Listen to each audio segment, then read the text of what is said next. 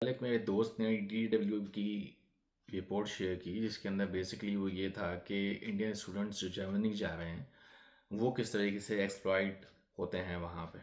सो ऐसा है कि इंडियन स्टूडेंट्स और पाकिस्तानी बांग्लादेशी स्टूडेंट्स बहुत बड़ी तादाद में जर्मनी जाना शुरू हो गए हैं। तो पिछले 5-8 साल के अंदर वहाँ पे जो उनकी तादाद है वो 2 से 3 गुना से भी ज़्यादा बढ़ गई है। और इसके अंदर हो ये रहा है कि जब वह वहाँ जाते हैं, किसी भी किस्म के फाइनेंशियल प्रॉब्लम्स वहाँ फेस करते हैं, तो उसका कोई उनको हल नहीं पता होता है। और चूँकि आप लोगों ने शायद सुना हो कि जर्मनी के अंदर भी दूसरे मुल्कों की तरह इकोनॉमिक कंडीशन इतनी अच्छी नहीं है, जॉब्स मिल नहीं रही हैं। और जो चांद से कांटे का उन्होंने काम शुरू किया था वो भी उस तरीके से नहीं चल पा रहा है, क्योंकि लोग पाकिस्तानी इंडियंस वहाँ पहुँच तो रहे हैं, लेकिन जिस तरीके से वो एक्सपेक्ट कर रहे थे कि उनको जॉब्स मिल जाएंगी, या उस तरीके से जो उनका प्लान था कि हम एक करियर बनाएंगे, स्टडीज़ कर लेंगे, जॉब्स मिल जाएंगे और वहाँ सेटल हो जाएंगे, वो चीज़ अब वैसे नहीं हो पा रही है।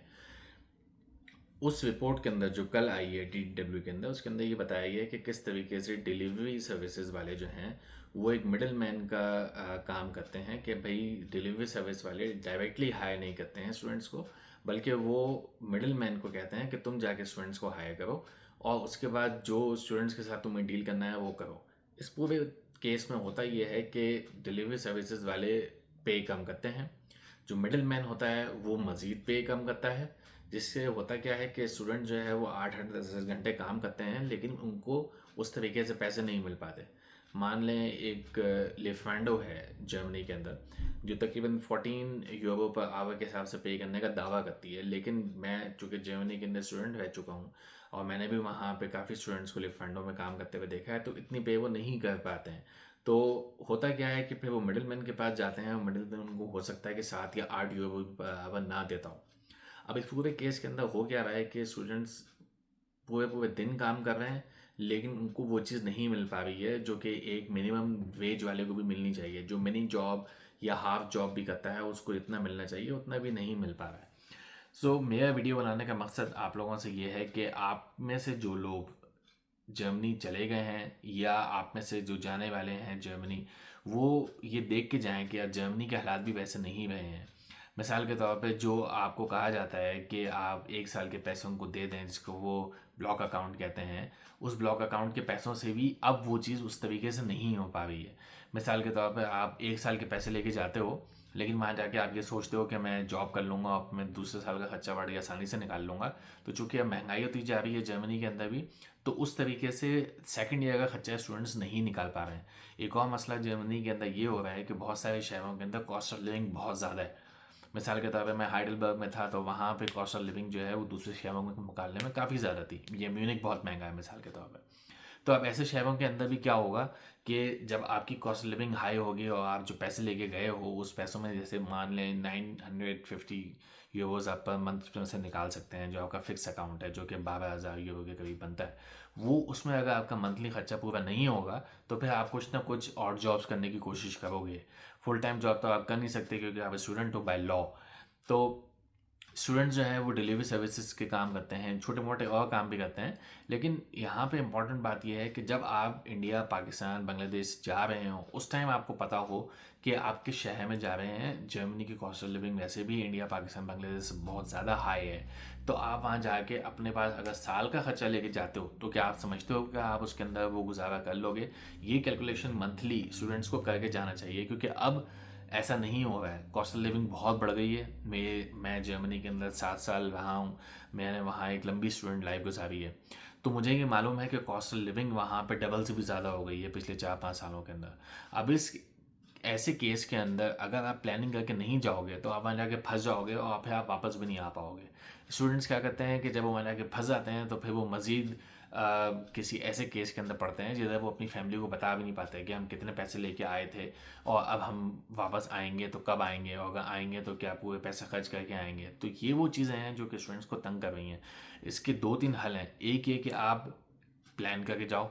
दूसरा ये है कि आप अपनी फैमिली को जो है बता के जाओ कि किस किस्म के हालात हैं, ताकि अगर वहाँ पे कोई प्रॉब्लम होती है तो आप वापस आ सको।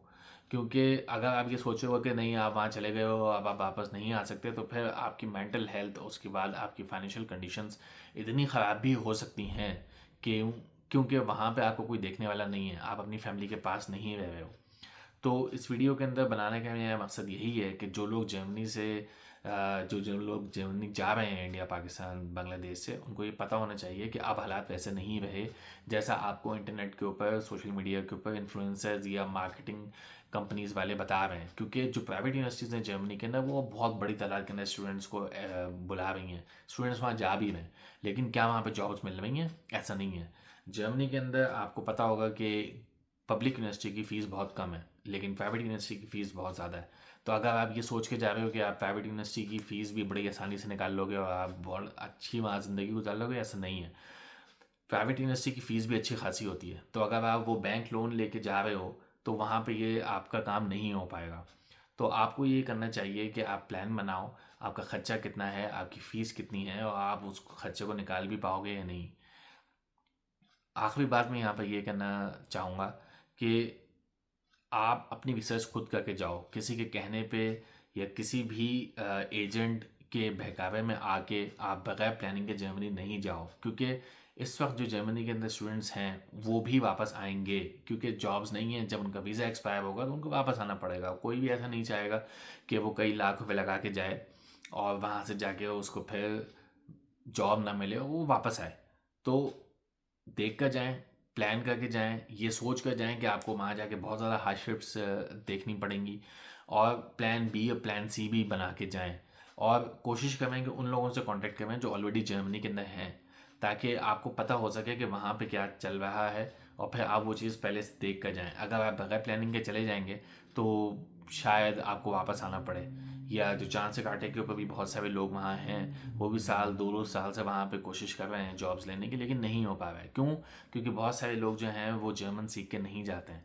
और अगर आपको बेसिक जर्मन A2 A3 ना आती हो, A2 और B1, अगर आपको B1 तक लैंग्वेज नहीं आती है तो आपको आगे जाके वहाँ प्रॉब्लम होगी।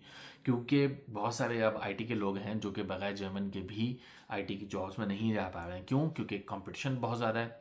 दूसरा ये कि जॉब्स नहीं है। और जब आप अच्छा खासे चांद से कांटे के ऊपर कई लाख रुपए लगा के गए हो तो आप वापस आना पसंद नहीं करते हो। फिर आप क्या करते हो? आप और जॉब करते हो, उससे भी आपका काम बनता नहीं है। सो इस पूरे सिनेरियो के अंदर ये चीज़ देखने में आ रही है कि जो लोग बगैर प्लानिंग के गए हैं वो वहाँ कई लाख रुपए खर्च करके भी फंस गए हैं और उनका वापस आना भी मुश्किल हो रहा है। तो आप में से कोई अगर जाना चाहता है, या अगर आप में से कोई आपका दोस्त जा रहा है, तो उसके लिए मेरा मशवरा यही होगा कि इस वीडियो को अच्छी तरीके से देखें, अपने दोस्तों से शेयर करें, और अगर कोई आपका सवाल हो तो आप ज़रूर कमेंट्स के अंदर मुझसे पूछ सकते हैं। मैं तमाम आपके क्वेश्चंस का जवाब देने के लिए कोशिश करूँगा। Thank you very much.